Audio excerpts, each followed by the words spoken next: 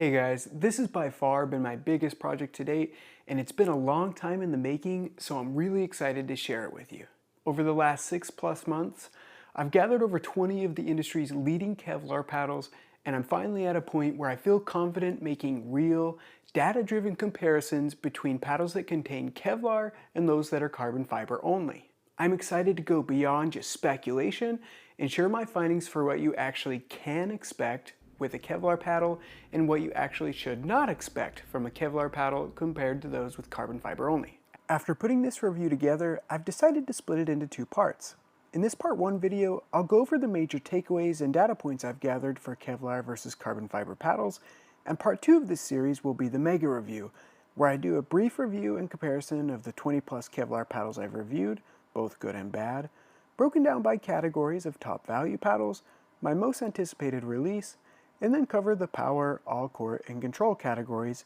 including my top choice in each category.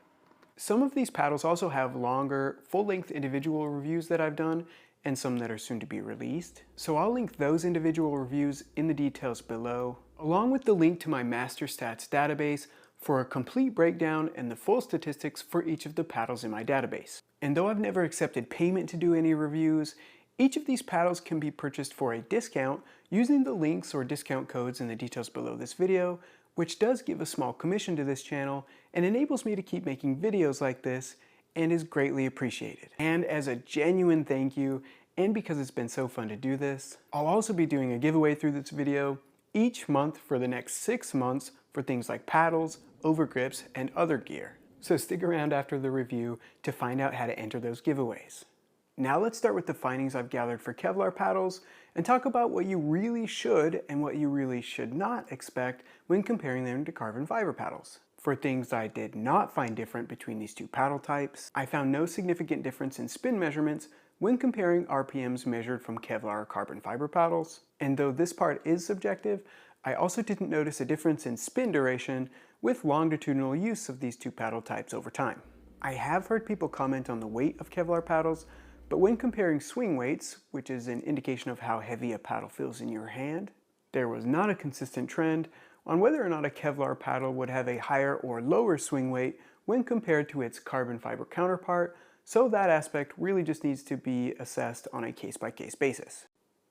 This was also the case with the stiffness level of the feel of the face of these paddles, as again, this part is a little subjective, but some Kevlar paddles felt more plush, and some felt more stiff, when compared to the carbon fiber counterpart, as long as both paddles in comparison were made by the same process like thermal forming. But I will say there was a little bit more of an extended time in the break-in period of the Kevlar paddles when compared to carbon fiber paddles, as a greater portion of the Kevlar paddles spent more than a week's worth of play to break in and feel like they were going to feel for the duration of their lifetime. The twist weight numbers, which is an indicator of how stable a paddle feels and correlates directly with sweet spot size, went up for every single Kevlar paddle when compared to their carbon fiber counterpart. And generally speaking, twist weight typically correlates positively with swing weight, meaning that the more stable a paddle feels, it typically comes with a more heavier feeling paddle as well. But in an ideal world, you'd love to have a paddle that had a high twist weight and a low swing weight at the same time, which would correlate to a paddle that held a larger sweet spot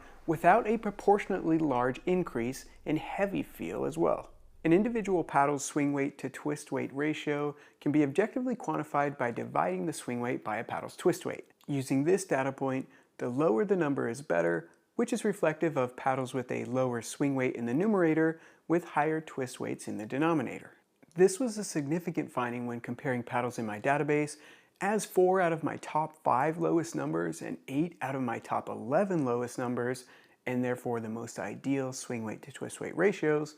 were from paddles that contained Kevlar in the paddle face. This is further illustrated when comparing new Kevlar paddles to ones who had specific carbon fiber predecessors, as the new Kevlar paddles all had improved swing weight to twist weight ratios and improved standalone twist weights as well. And this did match what I subjectively found to be true in gameplay, as Kevlar paddles tended to feel more stable when compared to similar paddles of carbon fiber material. And though there aren't many 14mm options yet, this was a game changer for those thinner paddles, as the 14mm paddles had huge jumps in their swing weight to twist weight ratios. And though my sample size is small on this one so far,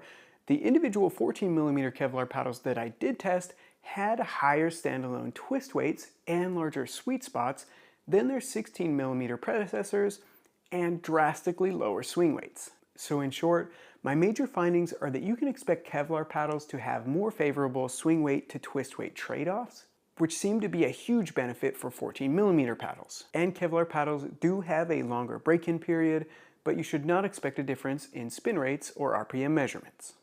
And for things like face stiffness and the way the face feels, or standalone swing weights, these things don't have a trend one way or the other and should be assessed on a case-by-case basis. Those are my major findings so far for what to expect for Kevlar paddles when compared to carbon fiber paddles. Be sure to tune in to the Part 2 mega review that I'll link here and in the details below to get a look at specific Kevlar paddles. And here are the details for how to enter the monthly giveaways. In addition to my other giveaways, I'll be doing a giveaway each month for the next 6 months from this video series alone for things like overgrips, paddles, portable nets, and other equipment. All you need to do to enter the giveaway is subscribe to the Pickleball Medicine YouTube channel, like and leave a comment under this video or the Part 2 video, and fill out the Google form in the description below so I have a way of contacting you if you're chosen as a winner. I'll select a winner on each of the dates listed here, which is one a month for the next 6 months. And if you're selected as a winner, I'll contact you via email and put your username in the description below.